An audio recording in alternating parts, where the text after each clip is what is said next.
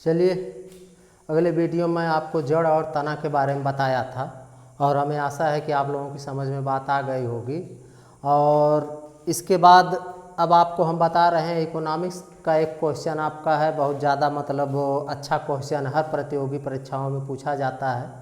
और वो है कि निर्माण के कितने क्षेत्र हैं। तो आपके निर्माण के अर्थशास्त्र में 3 क्षेत्रों को बताया जाता है। 3 क्षेत्रों को बताया जाता है। ये 3 क्षेत्र आपकी समझ में आने चाहिए। अधिकतर लोगों को रटते हैं और भूल जाते हैं। जैसा कि आपको जड़ और तना वाले लेसन चैप्टर में आपको बताया था कि मतलब रटने वाली बात नहीं है, आप उस चीज़ को समझिए। अगर आप समझ गए हैं तो आपको याद करने की कोई ज़रूरत नहीं होगी। तो चलिए आइए देखिए कि निर्माण के कितने क्षेत्र हैं। तो निर्माण के 3 क्षेत्र हैं। पहले को बोला जाता है प्राथमिक क्षेत्र। क्या बोला जाता है? प्राथमिक क्षेत्र। और इसके बाद दूसरा आता है आपका द्वितीयक क्षेत्र। ये अर्थशास्त्र का बहुत ही महत्वपूर्ण क्वेश्चन है, हर परीक्षाओं में पूछा जाता है, द्वितीयक क्षेत्र। और तीसरा आपका है तृतीयक क्षेत्र। तृतीयक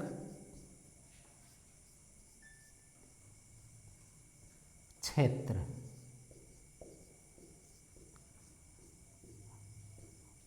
अब प्रश्न यहाँ फंस जाता है कि कौन सी बात प्राथमिक क्षेत्र में आएगी, कौन सी बात द्वितीयक क्षेत्र में आएगी, कौन सी बात तृतीयक क्षेत्र में आएगी। लड़के अधिकतर कंफ्यूज हो जाते हैं कि कैसे कैसे क्या किया जाए, कौन सा क्षेत्र है। जैसे आपको एग्जाम्पल के तौर पे दे दिया कि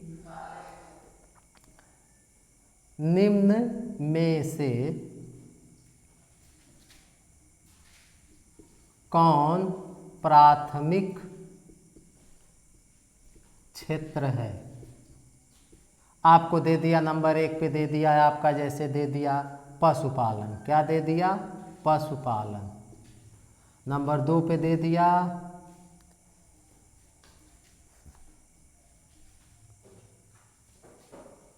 नंबर 2 पे आपका दे दिया कंप्यूटर। और नंबर 3 पे दे दिया आपका उद्योग। और नंबर 4 पे आपका दे दिया सभी। अब इसमें से आप देखेंगे कि कौन सा प्राथमिक क्षेत्र है।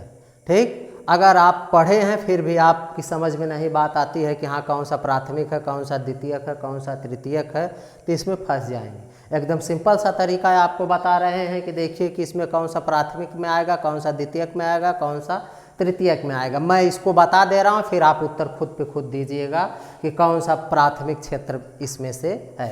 प्राथमिक में आप किसको डालेंगे? आप कुछ याद नहीं करना, आपको पहले हम याद करने के खिलाफ हैं। हम जो भी बातें आपको बताएंगे वो याद करने के खिलाफ होगी। आपको समझना होगा, जानना होगा क्या है। बस धीरे से आप क्रीम दूध में से निकाल लीजिए, बात खत्म हो गई। तो उसी तरह से इसमें से आपको मेन पॉइंट जानना है कि क्या है सच्चाई। प्राथमिक क्षेत्र में कौन आते हैं? तो प्राथमिक क्षेत्र में ईश्वर द्वारा, किसके द्वारा? ईश्वर आप कह सकते हैं या प्रकृति कह सकते हैं। प्रकृति द्वारा जो चीज़ें बनाई गई हैं, द्वारा जो चीज़ें बनाई गई हैं, जो चीज़ें बनाई गई हैं। प्राथमिक क्षेत्र में कौन सी सामान्य आएंगे? ईश्वर या प्रकृति द्वारा जो चीज़ें क्या की गई हैं, बनाई गई हैं। उसमें मानव का कोई रोल नहीं होता है। वो सभी चीज़ें किस में आएंगी? प्राथमिक क्षेत्र में आएंगी। वो सभी चीज़ें किस में आएंगी? प्राथमिक क्षेत्र में आएंगी। किसके द्वारा बनाई गई हैं?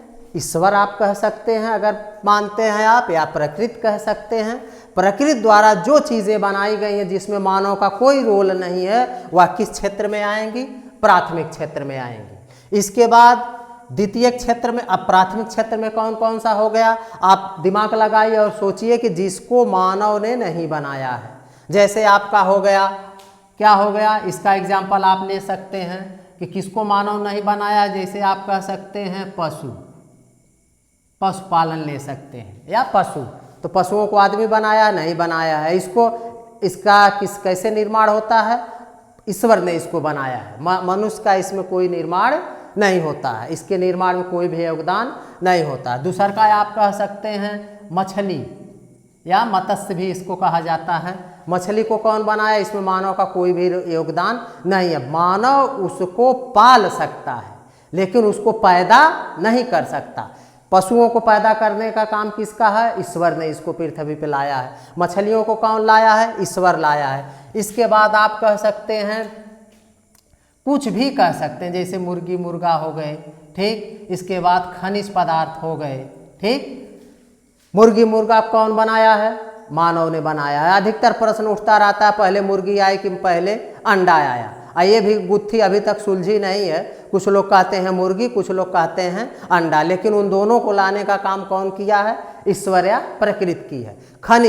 खनिज आप देखते हैं पृथ्वी के अंदर तमाम ऐसे खनिज हैं, उनको बनाया कौन है? आदमी थोड़ी उसके नीचे जाके कोयला बना दिया, पेट्रोल बना दिया और तमाम चीज़ें बना दी। आदमी का उसमें कोई योगदान नहीं है। उसको कौन बनाया है? ईश्वर बनाया है, प्रकृति बनाई है। सिंपल सी भाषा, प्राथमिक क्षेत्र में कौन से चीज़ें आएंगी? जिसको मानव ने नहीं बनाया है बल्कि उसको कौन बनाया है?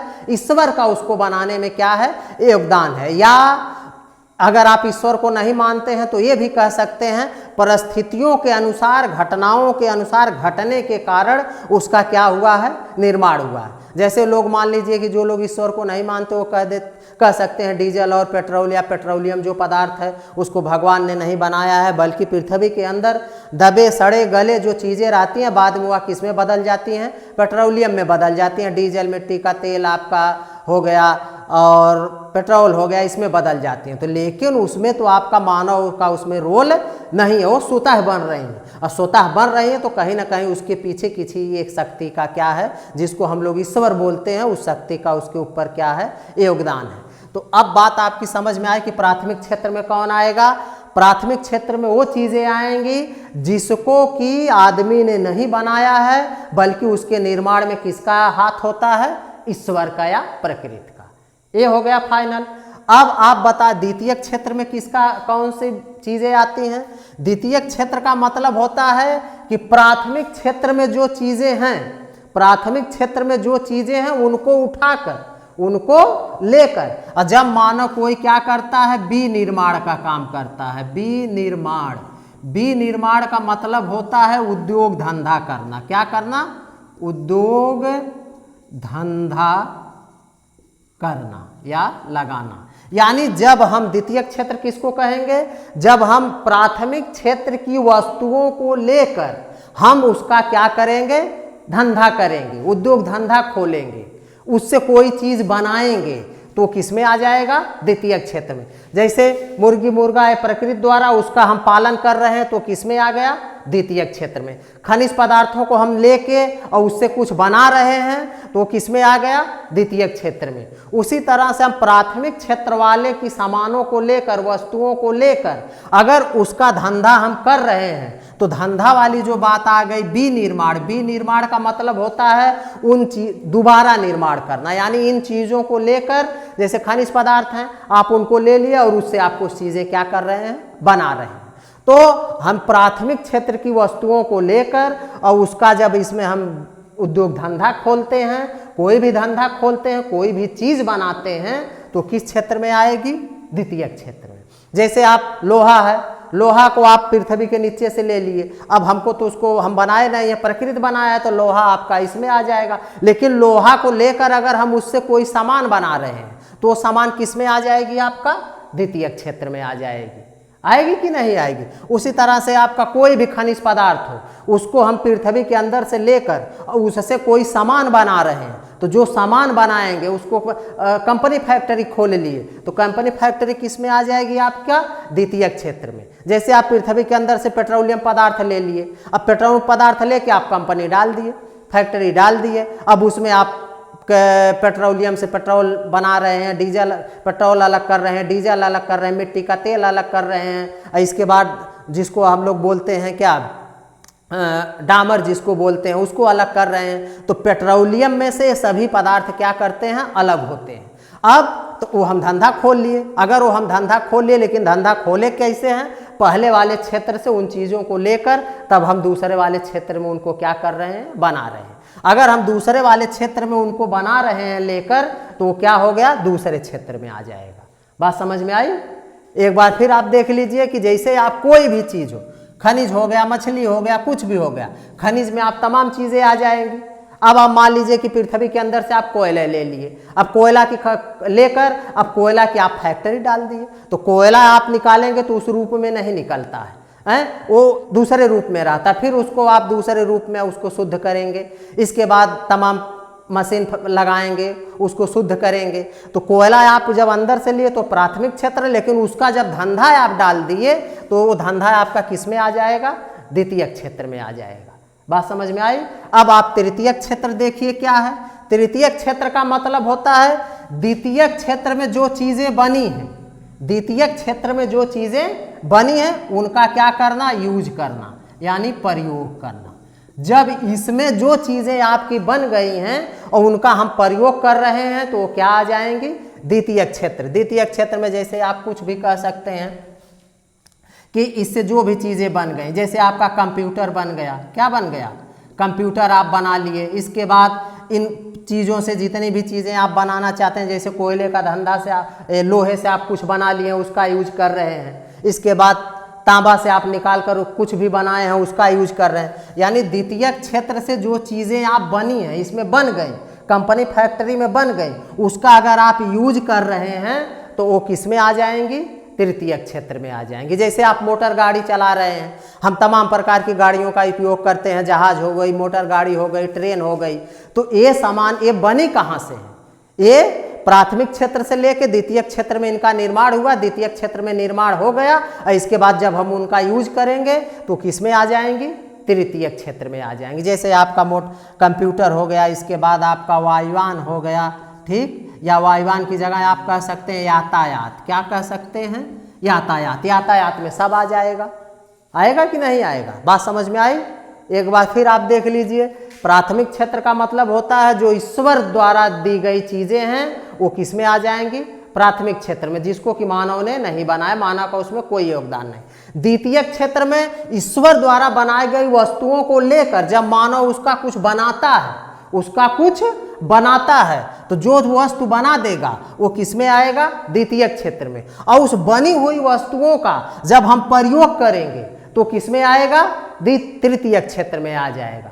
किसके में आ जाएगा, तृतीय क्षेत्र में। जैसे आप इस ब्लैक बोर्ड पे मैं लिख रहा हूँ, अब इसका मैं एक पेन है, इसका मैं यूज कर रहा हूँ, तो कौन सा क्षेत्र में आपका आ जाएगा, तृतीय क्षेत्र में आएगा, क्योंकि ये चीज़ें बना दी गई हैं, हम लोग इसका क्या कर रहे हैं, यूज कर रहे हैं। तो अगर हम यूज कर रहे हैं, कोई भी किसी भी चीज़ का यूज कर रहे हैं तो किस में आ जाएगा, तृतीय क्षेत्र में। जैसे इस समय ठंडी का माहौल है, हम लोग कोट जैकेट सब कुछ पहनते हैं, स्वेटर पहनते हैं, तो अगर हम पहन रहे हैं, उसका यूज कर रहे हैं तो आपका तृतीय क्षेत्र है। लेकिन जब वो कंपनी फैक्ट्री में बन रहा है तो किस क्षेत्र में आ जाएगा, द्वितीय क्षेत्र में आ जाएगा। लेकिन अब उस ऊन को हम भेड़ से बकरियों से काट रहे हैं, तो भेड़ बकरियों को तो हम बनाए नहीं हैं, ईश्वर ने बनाया है। तो अगर हम उनके बाल को काट रहे हैं तो किस में, भेड़ बकरियां किस में आ जाएंगी, प्राथमिक क्षेत्र में। यानी पहल प्राथमिक क्षेत्र से लीजिए, दूसरके में प्राथमिक क्षेत्र की वस्तुओं को लेकर दूसरके में बनाएंगे और दूसरे में बना के जब उसका हम यूज करेंगे तो किस में आ जाएगा, तृतीय क्षेत्र में। तो आजकल हमारे जीवन में ज़्यादा से ज़्यादा हम लोग तृतीय क्षेत्र का प्रयोग कर रहे हैं। सभी लोग कुछ न कुछ चीज़ों का क्या कर रहे हैं, प्रयोग कर रहे हैं, और वो चीज़ें क्या है, द्वितीय क्षेत्र में उनका क्या है, निर्माण हो रहा है। ठीक, हमें आशा है कि आपकी समझ में ये तीनों क्षेत्र क्या किए होंगे, आ गए होंगे। आपको मैं प्रश्न दिया था, निम्नलिखित में से कौन सा प्राथमिक क्षेत्र है। अब आप बता सकते हैं कि कौन सा प्राथमिक क्षेत्र है। इसमें कौन सा प्राथमिक क्षेत्र है, पशुपालन, क्योंकि पशुओं को आदमी बनाया है, कंप्यूटर आदमी बनाया, इसको प्रकृति ने बनाया है, कंप्यूटर आदमी बनाया है, उद्योग धंधा आदमी कर रहे हैं, सभी हो नहीं सकता, ये गलत है। तो प्राथमिक क्षेत्र में कौन आ जाएगा, पशुपालन। बात समझ में आई? चलिए ठीक है, थैंक यू।